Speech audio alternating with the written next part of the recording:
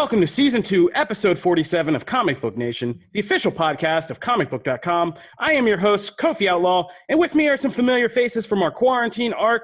We have Matthew Aguilar. What up? Janelle Wheeler. Hey, everybody. And Connor Casey is back with us again. What's up? So, today we got a big variety of things to talk about. Obviously, Connor's here, and so we have some wrestling we got to catch up on. There's a lot. We kind of left you guys with some big stuff happening in WWE, NXT, and the AEW. So we're going to give you guys, we gave you a little break, but then we're going to catch you up on what all has happened in those kind of three areas of wrestling. So we are also going to review the Disney Plus release of the Hamilton live broadcast recording, or live recording.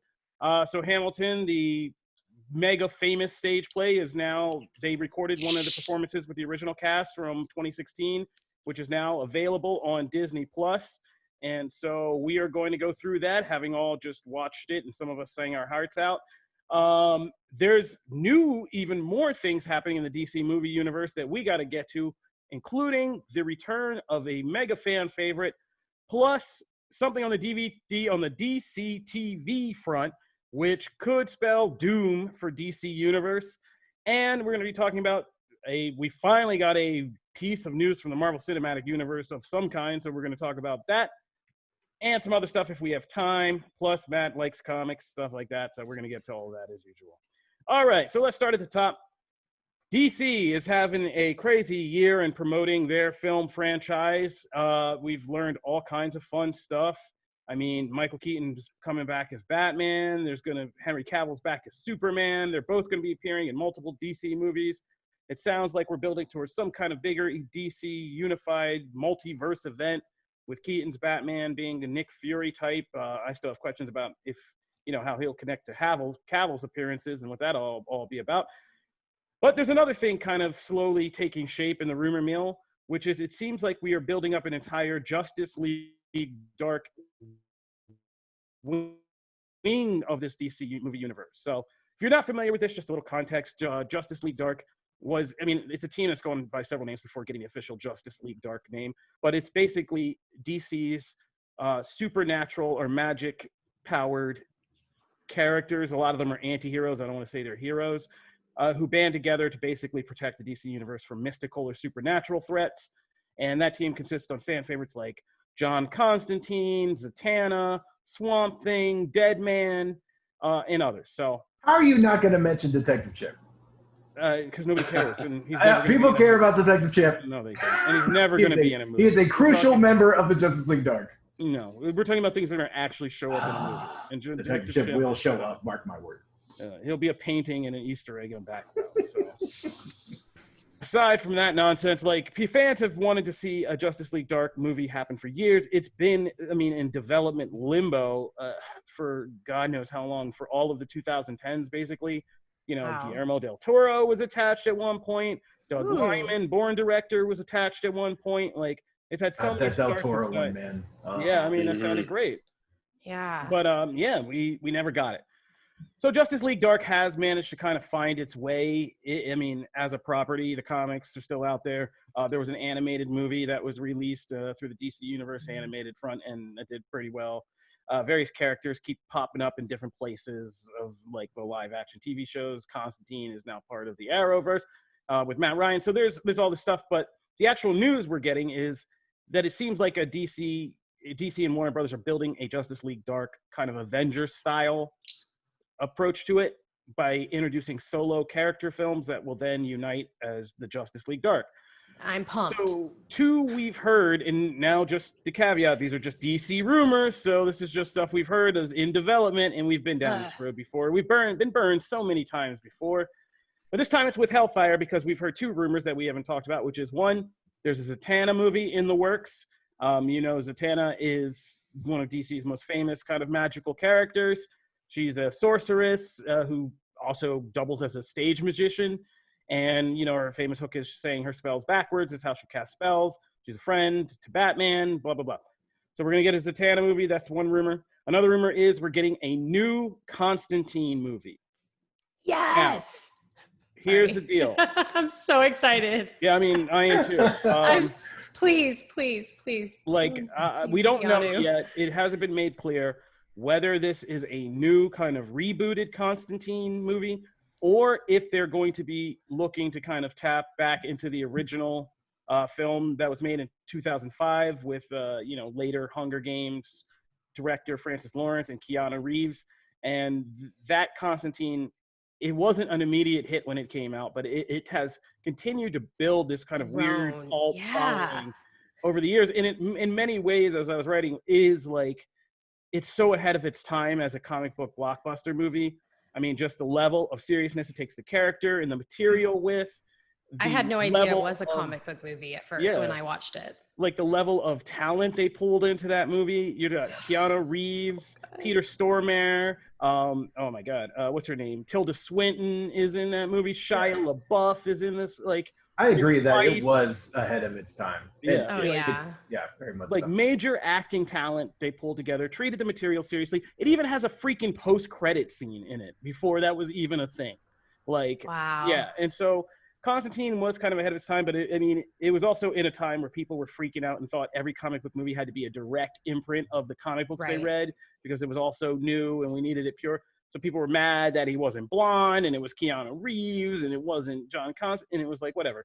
And, Keanu Reeves, you can argue with that all you want, but I loved how he took the character and made it his own and kind of was his own version of Constantine, who was still this just real bastard of a person. And it was very much of the spirit. But with what DC is doing now, there is a quote unquote inference that they're trying to keep going with this Keaton nostalgia train and get Keanu Reeves back and do another Constantine set in that continuity, because as we've been talking about, all this stuff is now on the table, right? DC just seems to be going with this multiverse approach, and they're just like, hey, it's all on the table. If Constantine, and I've been writing, like, they could actually, because of the nature of DC is different than Marvel. Marvel, went broke in the 90s and sold off all their properties to different film studios and has had to been collecting them ever since.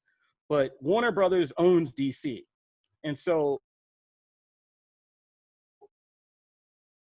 one universe, if they really wanted to pull it together as a multiverse.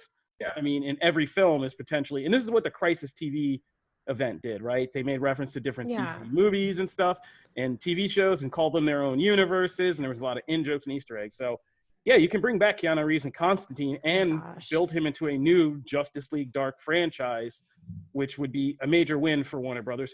And they have a close relationship with Reeves. I mean, he's making John Wick and The Matrix 4 right now for them. And it's just like, hey, you want to rekindle another one of these properties? And just like, he's up for it. Yeah, right. And Bill and Ted is coming out. Like, exactly. Like, why not? So here's my question. If he was not, if it was not Keanu, do you guys have anyone you'd like to see in that either space? Matt Ryan or nobody. Keanu, Matt Ryan's so good in that role that anybody else. Yes, Team Matt Ryan. Now, what about the dude who plays Jamie Lannister?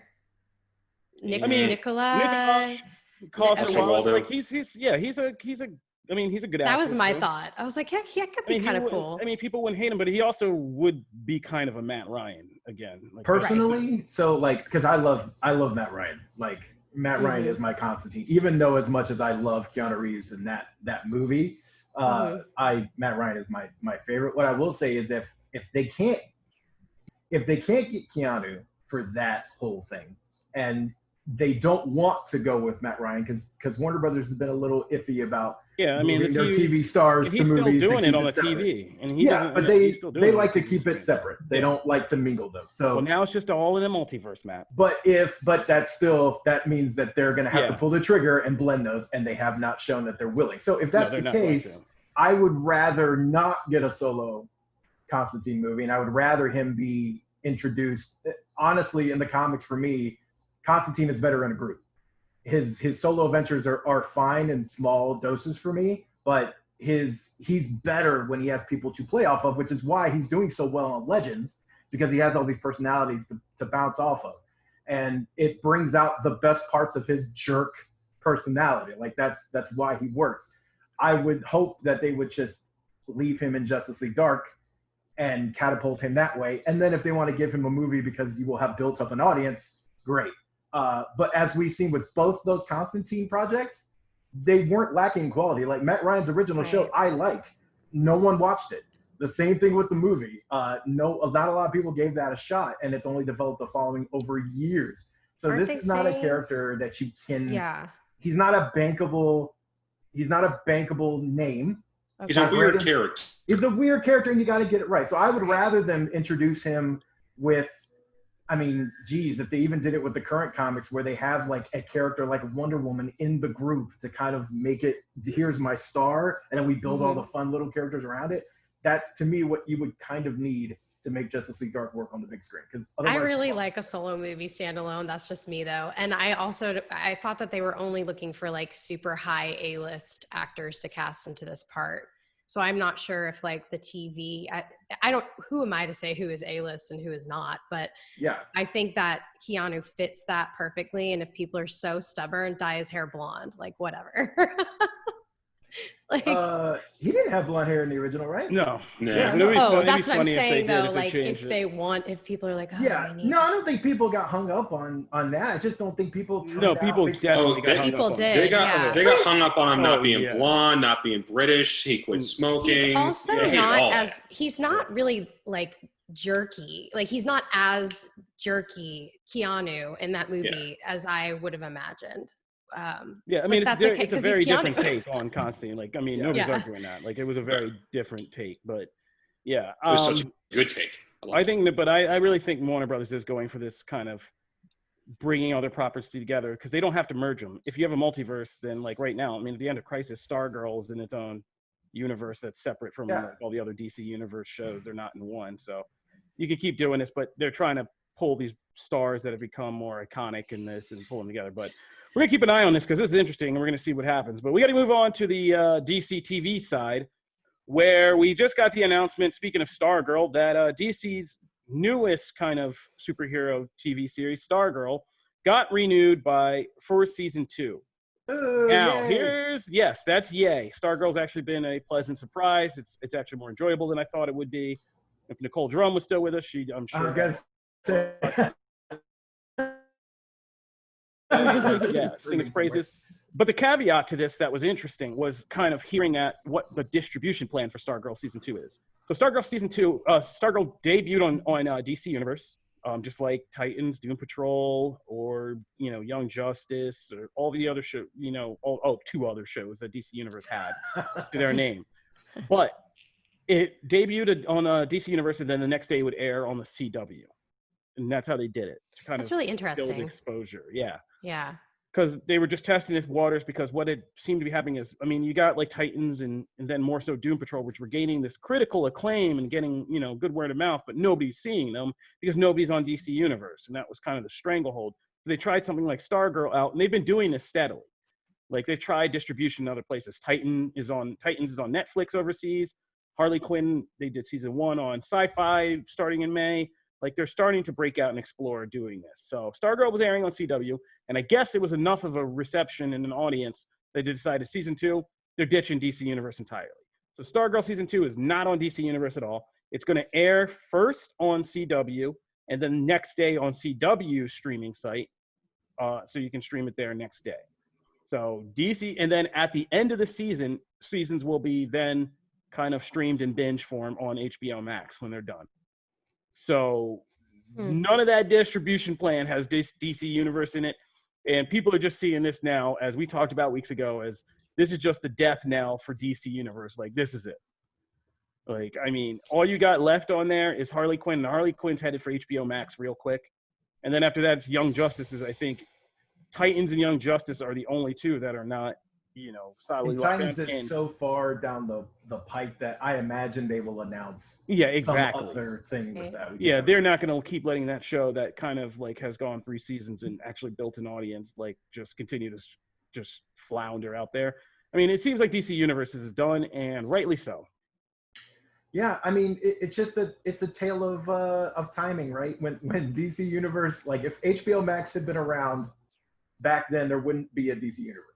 Like it's just one time. Just like it wasn't the right timing, and they launched it, and then all of a sudden there's this giant Big Brother service that can encompass all of it. It makes way more sense for DC Universe to be a wing or a division of HBO Max's service, and just like, hey, get all your DC stuff here. Yeah. I mean, that's kind of why, like, because it is the death knell of DC Universe as a standalone service. But I also don't look at it as like, oh my God, it's ending, because no, it's just going to fold into that. Like, it's not going away as far as it's not just programming, right? It's like DC actual Universe comics is also as comics. well. Yeah, they do the Marvel everything is sort of thing. Yeah, everything is sort of. Well, because it's sort of only comics. So much content. Like, it's not everything. It's not even like new comics. Yeah, wow.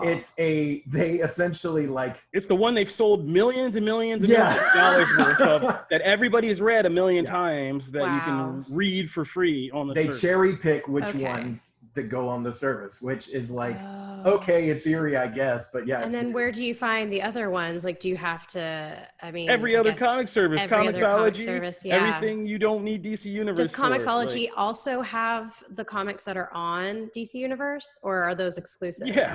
No, they have them all. And Comixology has its own monthly service that you can sign up for and get access to their database. So again, it's just all around. It's just not, it's just a product of unfortunate timing. I feel like when we talk about Quibi and we talk about like, oh, how the world changed around it, DC Universe is kind of like a smaller version of that. It's just the world advanced in like, you're being way too nice, because as far as I'm concerned, they did the thing that my daddy always taught me about when he said, son, if you did it right the first time, you'd be done by now. They didn't try to do it right. They tried to do it first. They tried to do it. Warner Brothers tried to do something as a knee-jerk reaction, but they didn't plan properly. If they just that's what I'm saying. You and I are agreeing. I'm saying they did it fast and jumped in to be first, and they fell flat on their face. But it's also like when DC Universe came out, like, it was horrible when it first launched. Oh no, you could not play it anywhere. Yeah. You couldn't even figure out. I still want to go and find the coder that decided that, like, first you should offer the old seasons before the new seasons. And then you have to go all the way up to the top of the right-hand page to find the season change button. No, it's not intuitive at all. No, I want to go find the coder who did that and just with the keyboard. Selfishly, I'm okay with it. I also don't have a login for DC Universe, so anywhere where pay for that makes me really happy, selfishly, and. I mean, I think it could just get a lot more fans. I heard that the biggest problem with DC Universe is that it wasn't even worldwide. It was just the U.S., right? It was only offered to the U.S. I don't even know. I don't know. Yeah, I'm pretty sure that it wasn't even open to anywhere outside of the United States. I mean, I've been upfront about, like, I'm not getting an HBO Max thing until all of it's integrated. I agree with you on that. I do. Yeah. That's what I really want. Like, aside from, like, the Friends thing. Well, I'm losing my HBO Go on Roku in a few days. That's finally like popping up on my Roku device. Like, this is not supported. So I did like a deep dive trying to figure out, okay, when are you guys going to negotiate this? Roku makes up for such a big amount of people that watch HBO through Roku. And it's just, these people cannot come to terms with an agreement. And I'm just sitting there waiting every day. Like, am I getting HBO Max, or am I going to have to get a different, am I have to get Apple TV? You're getting screwed. Yeah. I mean, it's just, I literally have to sell all my Rokus to have HBO. I have to go get Apple TV. You can't even use a Fire Stick. Yeah. No, there's no HBO Max and Fire Stick either. Yeah. Yep. No Fire Stick, no you better have Roku. A PlayStation. I have my PlayStation. Oh, then you have HBO Max. You have HBO Max? Yeah. All right. Good. Well, I have to tote it around TV to TV. Solving problems. Out of my streaming station. I got to bring my console. So we solved that problem. RIP DC Universe. We hardly knew ye. Hopefully all those good shows get a place on HBO Max so they can actually build a good universe there. So, yeah. All right. So moving right along, we're going to take a quick break. But when we come back, we got to talk about something that's going on in the Marvel Universe. We finally got a piece of information out of that, dead universe. So that's going to be good to talk about. All right. So, while we've been just talking, I mean, this is just slowly morphed into a freaking DC show during the quarantine arc, because that's the only person putting out any kind of PR or discussion-worthy news. Marvel's just been sitting on its haunches doing I don't know what, but at least we got some discussion coming out from Black Widow director. They're trying to kind of build hype for this thing again, and so we're getting some conversation coming out. Black Widow's been pushed back to November, which we're now hoping could actually still be a viable opening date for movies. Who knows? 2020, baby. So Empire Magazine got to talk with Black Widow director Kate Shortland, and you could tell things are kind of changed on the Marvel front this year, because normally they don't say anything about a film, but she's coming out and just dropping big Marvel Cinematic Universe teasers and bombs. And basically she said that this movie she confirmed what many of us suspected, which is that this movie will see a kind of passing of the baton between Natasha Romanoff, Scarlett Johansson, and Yelena Belova, Florence Pugh, who is her quote-unquote sister in this movie and fellow Black Widow trainee, and that there will be a kind of passing of a baton process in this movie. So, and I thought that was interesting because at least I read that and Marvel. I was confused. I read it and I was so confused because it was such a short statement, and it was Scarlett Johansson saying, "So I'm passing the baton," and she was like confirming it. But then, so is she? I guess she's not.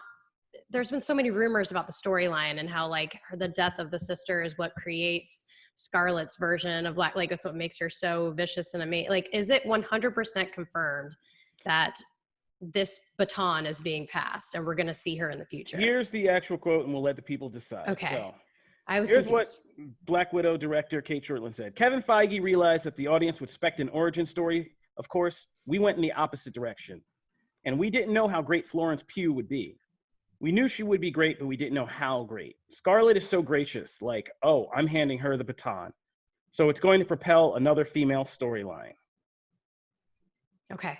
It's pretty clear. Yeah. Pretty clear. I don't know. Okay. I take that pretty like yeah, she's gonna be in other movies. Yeah. I guess I And just read all of these stories about how, you know, the death of the sister is what Me really too. drives Absolutely. the storyline. This one was written by your buddy and / neighbor Brandon Davis, who then followed up that quote by saying, because and this is his thing. He disguised it as a theory, but it's his theory. That's probably why I was so confused, because Still, I read his article. he wrote, still some suspect Yelena may meet her some in the Black Widow movie, and the theories have solid foundations on which to stand, which are also his Are they theories. all his theories? Wow. That's Okay. all Is clear. Brandon.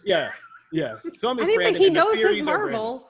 No, he does. I'm not hating on BG, because he might be very well right, and he goes to these sets. He I have knows such more a than us. moldable mind. You got to be careful what you say to me. Stop listening to your neighbors so easily. Yeah, so it seems like, and this is, again, not a huge surprise, right? Like, we figured, I don't know. we didn't think Marvel was tapping somebody like Florence Pugh to basically just do a crazy one and off Russian accent and for one movie. We figured they would bring in Yelena, and that we always have suspected that Black Widow, while it seems like a mundane kind of just story of Black Widow's past before Endgame or Infinity War and Endgame, that really there are going to be some developments in this film which actually open the door on a bigger threat in the modern MCU, because of whatever they're combating, whatever this new Black Widow program is, whoever Taskmaster is, whatever the larger agenda surrounding that is going to be something that kind of propels forward, and Yelena will be the one kind of picking up that fight, because, you know, Natasha can't finish it because she's dead. So, yeah. You're hurting my soul. Can I just say something? I was earlier on when I first started hanging out with Comic Book, I was on an episode of Comic Book Now. They brought me in and we all said, what solo movie would we want to see? And I said Black Widow, and everyone scoffed at me. And they were like, that's never going to happen. They like giggled at me. And I was like, oh, I just think it'd be so cool, blah, blah. And then I wish I could find that footage so bad. Was it Brandon and Chris? I think it was at least Brandon. But is. I was like, I wanted like a solo female movie. And I just said it in passing. And I just thought of that moment. And that was years and years and years ago. So, man, I'm going to have to like ask them to, thank you. Thank you. I'm proud of myself. That was before the podcast. That was like right in the beginning of After the Dead. Yeah, there we go. All right. That's Janelle on Janelle. Janelle on me. Yeah. Kof, you mentioned that Marvel never spoils anything, so the fact that they brought this out, do you think it means that there's another twist coming Oh, this absolutely. was like the red herring. I mean, you can't count out BD's theories. Like I said, you always got to remember that guy goes to sets. He knows things. He can't, he knows things. He sees more than all of us do. So you can't count it out that there could be a kind of bait and switch, and they do kill off Yelena or something, or seemingly kill her off, and we find out later she's still alive or whatever. I mean, that's still very much a twist and a possibility. If it is, I think Marvel would retroactively find some way to bring her back, because like we said, Florence Pugh's career has changed significantly, probably from when they started filming this movie to, when we get to where we are. So, I mean, it always could be misdirection. It's Kevin Feige. It's Marvel. You just do it in the comics, right? I mean, what they did in the comics is essentially kill her and then bring her back as like a enhanced, individual, and you have like a Winter Soldier type of arc. And again, that would be cool. great. I mean, give a Black Widow her own Winter Soldier storyline and stuff like that, and there you go. So, I mean, this is already written in the comics, and yeah, that'd be a great post-credit scene if there's some kind of resurrection process, because that's going to get everybody psyched again. And even if they never will do it, everybody will be like, they could bring back Natasha. Her body's on Vormir. They ain't ever getting that back. Oh, God. Oh, yeah, that's right. Yeah. Yeah. It's It's so bones. harsh. Just bones on that stone slab now. Oh, no. But yeah, but it'll get people buzzing. So that's my theory. Those are some theories, just to take to heart. Moving right along, I guess we got time. Let's talk about it. So we are going to talk real quick about this Transformers War for Cybertron trilogy, the Siege trailer. Basically, okay, so War for Cybertron Siege is the first installment of the Transformers War for Cybertron trilogy, which is kind of an anime-style series that's coming to Netflix on July 30th. And so we got the final trailer for this first part, which is Siege. And this is kind of the backstory of the Transformers on Cybertron and their war for Cybertron, which is the preamble that launches them off to Earth and kind of the main series that we know. Basically, this is kind of a distilled Transformers, right? Cut all the human crap out and let's get to some Transformers on Transformers violence. And yeah, the design's kind of... Wow, you're selling this. It's kind of so like terrible. CG anime. You know how I sell? You always get after me for selling comics. You sold this. All right, we'll take it over. I'm just saying you always give me grief for not selling comics correctly. No, I mean, it's very Okay, here's the deal. It's very G1. It's very much an CGI animated G1 version. It's a lot darker and kind of anime tinged in the way it kind of presents like freaky Megatron and, crazy, destruction events and all that stuff and technology in the world of the Transformers. I'm just kind of curious of whether original fans will embrace this, and I could see new people coming on board, but do you think like original fans who've been burned by this Transformers live action series, is this the one that brings people back in? I don't know if it's the one that brings people back in, only because even despite the live action stuff, like Transformers is still as popular as ever, and that fan base just eats up anything Transformers. I mean, you got to think, right? Like right now, there's like 2 animated series without the movies. Of course, there's Bumblebee, but then there's like a bunch of comics. There's a bunch of toys. Like the Siege line that this is based on is actually a toy line. And then it's also been spun off into a card game. So like there's a lot of the fandom kind of already likes these designs and likes this take. So I don't think it'll necessarily persuade anyone who's just like, I don't like the movies. But again, I think there's going to be a big enough audience for this. Also with Transformers, you got to think like there's so many animated series over the years that do the kind of cartoony, very stylized, but like in a lighthearted way. They're very Cartoon Network in that sense. And this is just a really cool, we don't get to see this very often, this kind of more mature looking graphical style. I also just like that it's a very short amount of time, this 3-part series. It takes place in the final hours of the fight. So like it's all that stuff has happened. You're seeing like both at like their most desperate. And yeah, you like you said, that part is true. Like you cut out all the human stuff. It's just the Autobots doing their last ditch effort. It's essentially some of the best parts of the original animated movie, but kind of a new take. And so yeah, like I dug that. I thought it looked really, really good. The only thing that takes a little adjusting is Optimus Prime's voice. I forget the actor who's doing it. It's not Peter Cullen. It's not Peter. That's all you have to say. It's not Peter Cullen. I don't know who does it. And also, someone's gonna have to explain to me how there's still jets and cars while on Cybertron. That's like a little weird to me. But, it's crazy. It's gotten weird because like now there's boats. And also, like, there's all kinds of stuff now. Like, there's helicopters, boats, and all but on Cybertron, wouldn't they be spaceships? But anyway, exactly. So like that, I don't know. Like, I don't know how that rationalizes at all. But hey, y'all, we got Transformers back. That's a small win, and it's content in 2020. It's coming. So Janelle's trademark phrase. Yeah. Give me content. You should really show me the content. You were gonna get some strange email links if you don't start specifying. Oh God. Yeah. DMs are closed. All right. So that's Transformers War for Cybertron Siege. We will be keeping an eye on that because we got nothing else to do at the end of the month. It's gonna be a boring August. So we will review that for you.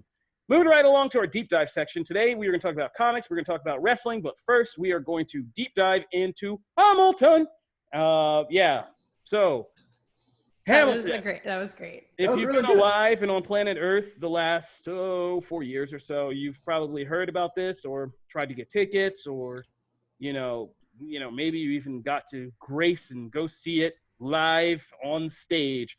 I lived in New York all during this, but I mean, like, right when this came out and like was a smash hit, I think I did the lottery one day. Like, I'm not a big Broadway guy. I like to go to the Kids Bubble Show. That's a whole other thing. But that sounded creepy. I hear it now. But like, yeah, moving right along. My wife and I like to go to Kids Bubble Show because it was amazing. But anyway, so I never saw Hamilton, but so I was kind of interested to finally, like so many millions of other people, to finally sit down and see what all the hubbub was about and watch this. It was supposed to come out October of 2021 so that the show could run longer and they could get more money out of the stage performance. La Rona shut all that down. Broadway's closed for the rest of the year. There's this big movement to kind of remind people of the importance of the arts and entertainment, because that industry is really struggling. Well, our industry is really struggling. And so Hamilton's been released on Disney Plus over July 4th weekend to kind of remind people that, hey, this is what stage production gives us. These are the kinds of things that we enjoy, and kind of spark that memory. So we took a look at it, and I got to say, after finally seeing it, it's weird to watch Hamilton now after all the hype, because what I think was, I never really looked too deeply into it. I wasn't into the phenomenon. I didn't listen to the soundtrack. I didn't read all about every single cast bio and interview and all that stuff. Like, sorry.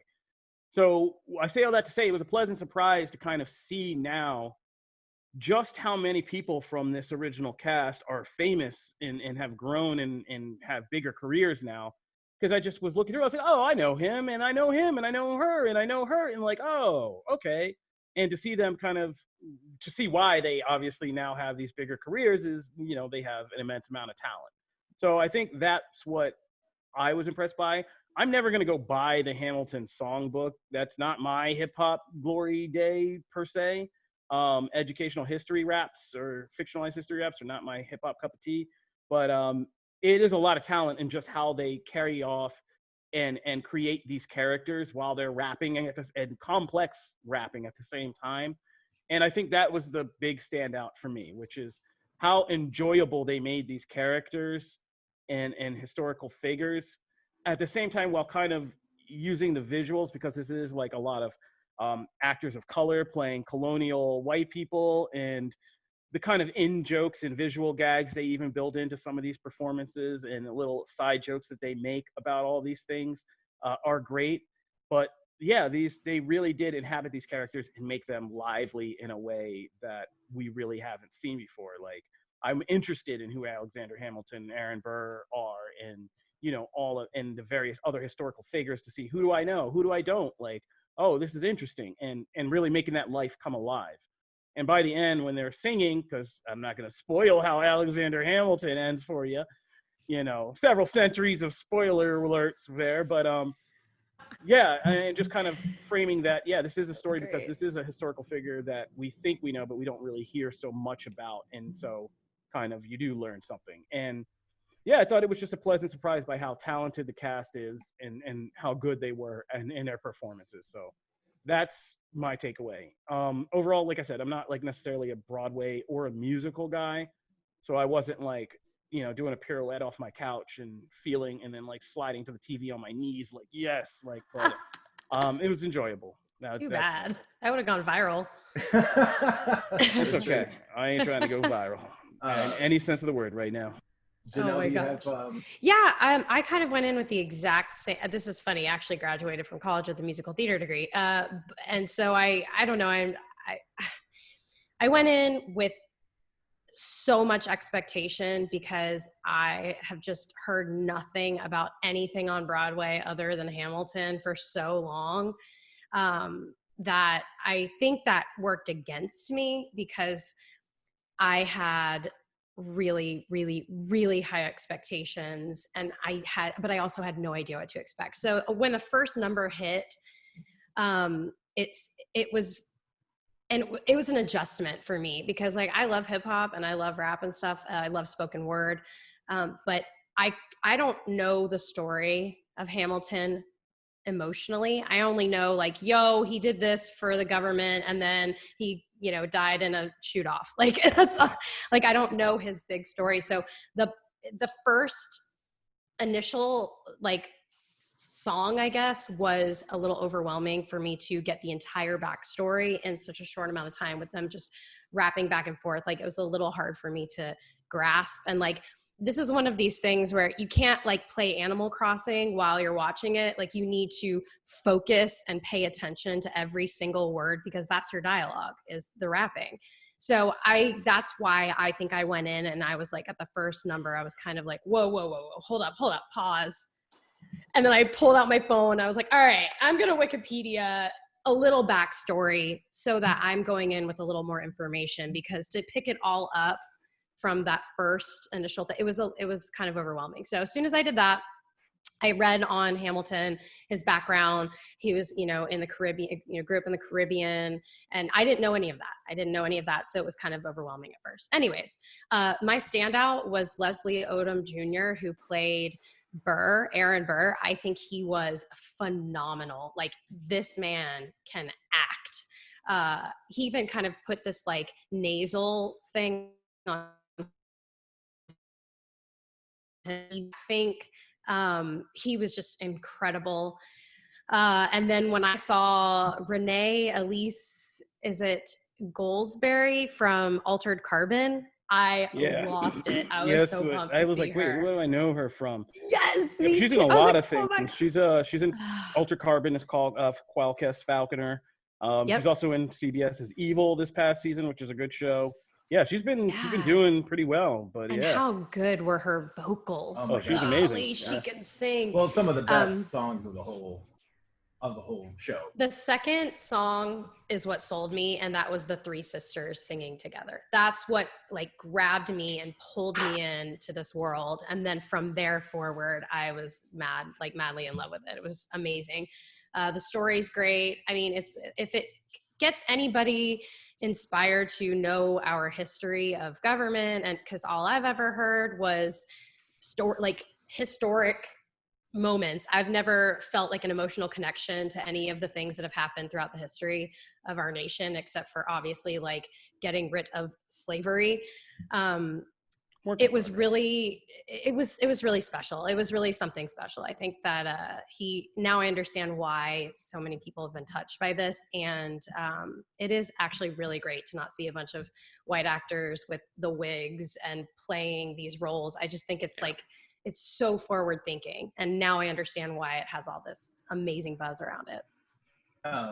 Yeah, I mean, I will, what I came in with a little bit more knowledge of like what Hamilton was, because I'd always seen like certain numbers. Like I'd watch YouTube clips of like certain numbers from the show, but I never watched the whole thing all the way through as just one long production. So so coming in knowing like kind of what the story's about, knowing like what Lin-Manuel does in his rapping on, like, I mean, he's gone like to Jimmy Fallon, done like freestyle stuff against like Black Thought, you know what I mean? Like that was the kind of stuff that I was used to seeing him in. So like to actually see like a full long story told, and like this cast is phenomenal. The two numbers that like are my absolute favorite that I feel like anyone should, like if you're wondering what Hamilton is and what it does incredibly well, you watch Satisfied and you watch Right Hand Man. I feel like those two numbers, like Satisfied is just an awesome song. Like that's actually one I would listen to in my playlist. Like I would go back and listen to that right now. Like that was phenomenal. Just the way it embraces kind of those modern production values and stuff, but it's still telling the story. Like she raps so quickly. Like Lin-Manuel has even said he can't rap that fast, and like, but her mind just works that way. And then Right Hand Man is the George Washington number, and that is where he brings Hamilton on, right? And that number is phenomenal too. And also just from a production value standpoint, like when you're watching, I mean, like the old Fox Theater used to have this, and a lot of modern houses have this where the stage rotates. And like that is used to such a cool degree. Things like when they're passing the note to Hamilton and it's like going upstairs and across, and that's how it's like traveling across the world. That stuff is so cool and inventive. And then the cabinet meeting where they're back and forth they're like, Hamilton's it's like a freestyle battle. Yeah, it's fantastic. So like those are the ones that like and also King George has a great number. Well, he's just a funny character. He's great throughout the whole thing. Great. But like that one number though, where he's so straight faced and he's smiling as he's like threatening people. There's so many cool moments, but like those numbers specifically, those two, if you watch those and you don't come away like meh, then it's probably not for you. And if you watch those though and are intrigued, I've always been kind of a little bit of a history buff anyway. And this was cool. This isn't exactly accurate. Like there's whole parts. No, we won't get into that. But no, yeah, but there's like whole parts that aren't. But I still, it's kind of like Aaron Sorkin does all the time. Like you take the seed and then you kind of just play around with it and you build around it. But like the core is true, but the rest is kind of just changed. But we have to have that to hook people on a story like me. I was like, I feel an emotional connection now. Yeah. Yeah, like I don't mind it if it's done well. And this was no biopic is accurate to, Yeah. So, but because if we actually had to deal with people with how people really are, nobody would want to learn about anybody. Yeah, no, very true, especially for our history. So yes, very much so. But I thought it was great. I mean, it is long. It's very long, yes. There are times where I was like, oh man, I was kind of like, I need to take a break, and the intermission comes, I got a really good time. But yeah, no, I thought it was great. I think someone should at least give it a shot. Totally. Connor? I do consider myself, I love theater, I love musicals and all that, but this was my white whale. This was, the thing I was never able to see. I didn't see it when it came here to Nashville. I don't have a small fortune, nor am I famous, so I couldn't have gone to see it in New York. This was my first real experience with it in any real sense, other than listening to a few songs on Spotify. So, better men and women than me can explain the intricacies of the choreography and the rapping and the bites of history that they actually do take versus what was changed for a narrative standpoint. When it's put together, it's all brilliant. And I think it's only looked better with age. The thing I kind of wanted to focus on is I hope this sets the trend for the big musicals going forward, in that in 2015 and 2016, when Hamilton was what everybody was talking about on Broadway, you could not see it unless you were Oprah or Jimmy Fallon or just you had that and Book of Mormon were nightmares to try to get into. Like the time living there. Like, yeah. So I was never going to be able to see the original cast put on the original production. This was the only way that was going to happen. Yeah. I hope going forward, when big musicals come out, they decide that, hey, in order for everybody to see this, we need to put on a production like this where we film it across a couple of different nights. Absolutely. And then take a night where there is no crowd in the audience and have the camera be able to zoom in and whatnot. Because I know, theater heads and, movie heads, they're always button heads constantly, just because one will always argue that its medium is better than the other. But this, I feel like, is the best way to get both, because I'm never going to be able to go see the Book of Mormon on Broadway with Josh Gad in a starring role. Right. I could if they wanted to do it this way.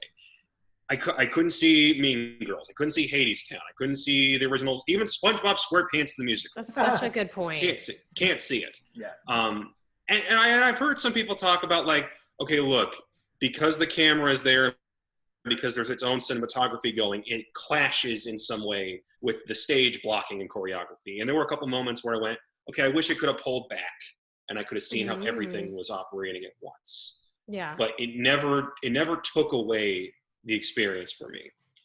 And I think that this, I hope this, I mean, and you look at, you know, sometimes big musicals will get a live broadcast with those Fathom Theater events. Yeah. Nobody talks about those. Mm-hmm. Those don't trend on Twitter. Right. Those don't have tens of thousands of people, millions of people talking about it. Something like this would for the next big thing. And I hope that gets recognized going forward. I love the show. Absolutely loved it. And I think at Connor's point, a lot of people are beginning to realize, I mean, this happened in the manga and anime front, that like one medium doesn't exclude the other. Like it feeds. Yeah. Like more people will want to see a stage show after seeing Hamilton in a recorded broadcast because that it sparks the imagination of a lot of people. And they want to see more of this. And maybe they're going to go out and see a live theater whenever it's safe again, you know. To see a live theater thing. So, you know. If people might think, oh, this will stop people from wanting to go see it in person. Not me. And I think that's how it is for a lot of people. That's what I'm saying. I think it's the exact opposite. Like, I think I think what we're coming around to is the realization that, you know, when I said manga anime, they started giving manga away at a much just like dirt cheap Shonen Jump price because they realize that they're just preventing people from embracing both and kind of filtering back and forth between both. And if you pull down that wall, people do move freely between both mediums more so than you'd think. Like seeing Hamilton as a movie doesn't exclude people from saying, well, I don't need to go see stage shows now. I can get movies. They're like, wow, I just watched something that was a stage show and it was really cool. I want to see more stage shows. Like, you know, so. I think it's really a matter of surviving too. I mean, you at this point, I feel like you don't have the luxury to worry about clashing fan bases or what medium is better. If Broadway wants to survive going forward, I feel like they need to embrace this to a degree. I'm not saying everything has to be on there, but they need to start moving that direction. No, and Hamilton had a plan. Like you get a run, you get your money, but you like at some point in the height of your popularity too, like drop the movie. Yeah. And then just get a B cast and let them run for everybody who comes flooding in afterwards. And I hope this also stops the horrible musical adaptation. Like I love that. Yeah, no, I'm with you. I'm with you. I will go see these. I will not go see I those. Totally agree. Right? And that's nothing against Tom Hooper. It's just I think Russell Crowe, man. I mean, I don't like him, but that doesn't take away from the rest of the actors in the movie. I love that movie. Yeah. Russell Crowe, I wish they got somebody who could sing. That's a movie I saw once. That's a movie I saw once. But all right. So that's Hamilton. Check that out. Disney Plus. Or ask Charlie Ridgely. I'm sure he'll talk your ear off about it if you can find him. All right, Matt, moving into comics, and then we're going to do wrestling and get out of here. Why don't you give us a quick breakdown of comics so we can have some time for wrestling? Booyah. All right, so we have Buffy the Vampire Slayer, Willow, #1. She's getting her own spinoff series. We have Something is Killing the Children, #8. We have 2 big books from DC this week. We have Batman, #94, which is the end of the designer arc. Oh, man. Essentially the launch to Joker War. We have Deceased, Dead Planet #1, which is freaking fantastic. You'll get a long-form review from me on that tomorrow. It's so good. Nice. It's so good. And then, hold on, my thing actually just... Don't you mean at the time of reading this, they will be reading your long-form review or listening to Yes, this? Kofi. That's exactly what he meant. It's exactly what he meant. We have Young Justice, #16, Transformers Galaxies, #7, Adventure Man, #2. We have Excellence, #8. Which you should definitely read. We have Empire Fantastic Four, #0. Again, another prelude to Empire, which kicks off in about another week. We have Marauders Volume 1. We have X-Force #10, Strange Academy #2, and one of the best books that no one is reading, Dryad #3, which you really should pick up. It's Oni Press. You should definitely check that out. And then for those looking for trades, we have Rick and Morty Volume #11. So that is comics. All right, Connor, take it away. We had a lot going down. We had NXT Great American Bash, WWE versus COVID, and AEW had an event. So what has gone down and where are we at now? Matt, were you just dancing to Young Jock? Yes, I was. And I'm so glad someone saw it. And the whole world saw it, buddy. But anyway, so let's refresh people on what we were talking about last week. We'll start with the COVID stuff. Since the last episode I was on, here's what we know right now. There have been at least 1,500 coronavirus tests given out to wrestlers and staff members since the end of June, so about a week ago. At least 30 people have tested positive. We only know the names of 4 because they have specifically told wrestlers, do not tell people publicly if you have this. Just stay home. So it's basically been a guessing game of, if you're not on television, you kind of have to guess whether or not they're sick or if they're just staying home to be safe. We honestly will probably never know the exact extent of how many people have this. That's the weird thing about it. On a positive note, there is a new face mask policy that has been put in. If you are in a performance center, unless you are on screen or wrestling in the ring, you're wearing a mask. And if you're not wearing a mask, you get $500. They catch you a second time, it's $1,000. So in that respect, they are definitely taking this seriously, and I'm all for that part. I feel like it's a long time coming, and it's a bit overdue. Glad they've made some changes. Moving on to better things. Matt, we predicted last week that Great American Bash would have the better show for night 1. We were right. How did you feel about the show? I felt it was great. I thought well, keep us lanes in context. Great American Bash is NXT. NXT. Yeah, the Great American Bash was NXT. Fighter Fest was AEW. And this coming week, this Wednesday, will be night 2 of both of those events. But yeah, I thought night 1, I thought it was about what we would expect. They had like maybe one match that didn't really, was fine, but maybe didn't rise to that level. But I thought all the other ones, and even one like way surprised me what I thought it would be. I didn't expect much from the Robert Stone thing, and that ended up being actually pretty entertaining. So I thought it was great. Yeah, I thought Fighter Fest had the better opener with that tag match. I thought all 4 of those guys absolutely blew me away. But I think the rest of Great American Bash was a superior show. The Robert Stone stuff didn't do it for me, but it does for some. Thatcher versus Lorcan was exactly as slapping as I thought it would be, just 2 guys beating the piss out of each other. And that main event was awesome, even with the bit of a screwy finish. I'm glad they gave EO a win. That was awesome. Yeah. That being said, we've got night 2 this week, and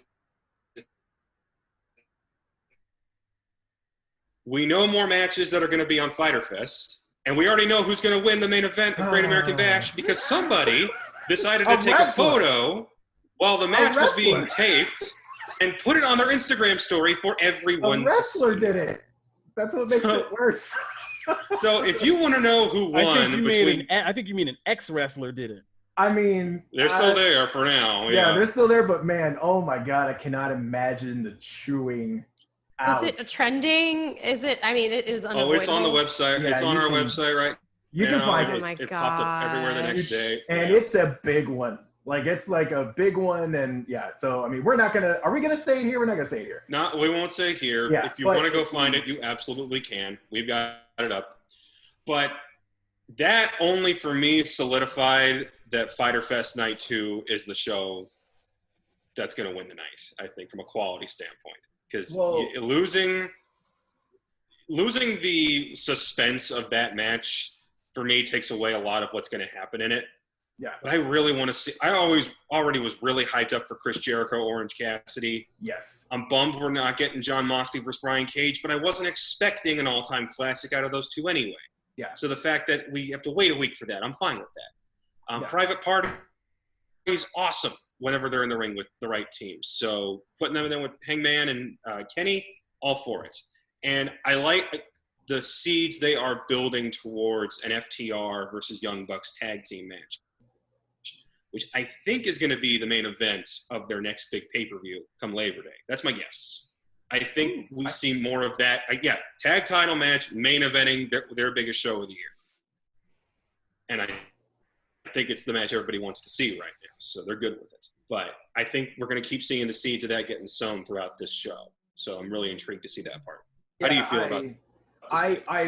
And like we talked about last week, and we even told Janelle, right, that like night 1 of NXT was going to be the superior night, and night 2 of Fighter Fest was going to be the one, even before we knew the result. Mm-hmm. Knowing the result, it's really hard to dance around that. But knowing the result doesn't necessarily take away from the actual, like, I'm still interested in the match, but it takes away, like you said, the one like ace in the hole that they had, because the rest of the lineup is just, it's fine. There's some fine stuff on here. Like I'm looking forward to Mia Yim and Candice LeRae. That'll be a good match. But the 6-man tag could actually end up being really fun. But again, like none of those are that level. And you know, I'm still excited for it. But yeah, it's Fyter Fest has so much, like Orange Cassidy alone, the Jericho Cassidy, and despite what someone commented on Twitter, and I can't remember who did, they were like, no one's looking forward to that match or something along those lines. Like that is a lie. I was like, no. I have, in the comic book Slack, I have heard nothing but things about that match. Like people are so excited to see what that is. And I am included. I am in that, definitely. So I have had people who don't like wrestling come up to me and ask me, what the hell is Orange Cassidy? Yes. And how do I watch everything he's ever done? Yes. And that is the thing. That must see, like, doesn't matter. I don't even care who wins. I don't care who, like, what it really sets up. I just want to see it because it's two very, I mean, it's an all-time great in Jericho who can make wrestling anyone entertaining. But then you have just this wild card that is Cassidy. So yeah, I agree. I'm looking for, I mean, it's going to be another great night of wrestling, period. We also did get another match added to the card, to the NXT card, which makes me happy. It was one we kind of predicted, but Johnny Gargano is going to take on Isaiah Swerve Scott, which should be a great one. So that is going to be on NXT on Wednesday night. But yeah, overall, Fyter Fest Night 2 is the one I'm most looking forward to. Yeah, Janelle, if you're watching any wrestling this week at all, I'm Orange literally Cassidy, like looking at the site right now, and I'm like, who am I rooting for this time? It's pretty cool. But go ahead. What else? Orange Cassidy versus Chris Jericho is the one match you need to watch this week. Okay, and got it. I'm not going to give you any context as to what Orange's deal is. You'll pick it up pretty quickly. And since you don't know the result, I would recommend watching Keith Lee and Adam Cole, because it's going to be a fantastic match. Yeah. Honestly, I feel like sometimes the matches get so long. Like there's such a sweet spot of like not too short, not too long, like just as kind of this outside perspective. And yeah, I always like hope for the best. And that honestly, the timing of the match seems to be the controlling factor of like which ones I like. There's definitely a sweet spot of like, you don't want it to be 4 minutes, but once you get past 20, 25, you're like, okay, how much longer? It's a lot. I felt like it's hard to watch the athletes wearing down even at that point, because you're like, don't watch the strap match. Oh my gosh. Or don't watch any like New Japan match, especially if it's main events. But before we bounce, Matt, I do need to bring up a match that was announced last night, and it's Rey Mysterio versus Seth Rollins in an eye for an eye match coming up at the next pay-per-view. Do you want to know what the stipulation of the match is? Please tell me. In order to win, you have to remove an eyeball from your opponent. I'm not kidding. What the heck does that even mean? You have to what does that mean? Seth has to take one of Rey's eyes and remove it. I don't know how they're getting around this. I don't understand. Oh my gosh. Special effects? I know. Somebody's going to 360 somebody else. I mean, did Rey get a glass eye? But last time I checked, like, does he have, like, are they going to wear special goggles that have removable eyes? I don't understand. I get the feeling they're like going to be behind a crate or something, and like whoever wins is just going to like hold up a really fake looking eye at the end of it. That is my guess. My eyes literally can't roll hard enough. I know. Yeah, I'm not about that. That's so. Here's the thing, though, and I hate to say this, we're going to be watching. Yes, we are. Because it's so absurd. And I think that's the whole point, because if you had told me Seth Rollins, I'm legitimately curious how they pull it off. That's the intrigue of the match. That's what they did. So really, they're geniuses, because they made you care about a match that you probably didn't care about before. But they might have to blind one of their employees in the process. So. Oh my God. True, eggs must be shattered. Sacrifices must be made. I'm just saying, they got you to care. If COVID wasn't enough. Yes. Rey Mysterio's got to lose an eye because there's no way. So yeah, Kofi, that's what's going on in wrestling. Okay, we're going to see who loses an eye in this whole thing. That's what I took away from that whole thing. What a way to end the show. We'll talk about it next week. All right. So that'll do it for this episode of Comic Book Nation. We want to thank you guys for tuning in and hope you're getting some enjoyment out of these quarantine episodes. If you're just now getting into the show, we put up new episodes every Wednesday and Friday on Comicbook.com, where you can subscribe to our RSS feed, or you can subscribe on Apple Podcasts, Stitcher, Spotify, Google Podcasts, Google Playlists, iHeartRadio, or you can find us on the Comicbook.com YouTube page, or watch episodes live on Facebook every Wednesday and Friday. You can subscribe there to get regular updates about when we drop new video episodes. If you want to talk to us about anything we've been discussing, you can hit us up at the hashtag Comic Book Nation, or you can find me at Kofi Outlaw. You can find me at Janelle Wheeler. You can find me at Matt Aguilar CB. And at Connor Casey _CB. If you are just now getting into the show and you like it, go on Apple Podcasts, leave us a 5-star review on the Comic Book Nation page, because when we one day get back in our office, we have a whole room full of t-shirts that we, occasionally read 5-star reviews on the show and send the t-shirt to the person who wrote them. And we'd love to send you a bunch, or one per person, but we love to send out a bunch. So when we get back, we're going to get into that closet and start rating some t-shirts to send out. So go on iTunes, leave us a 5-star review. A lot of you have been doing that, and we appreciate it. That'll do it for this episode of Comic Book Nation. We want to thank you guys again for tuning in. Stay connected, stay healthy. Don't let yourself get too stressed. And if you need somebody to talk to, we're always here. So see you again soon. Peace. Peace. Later.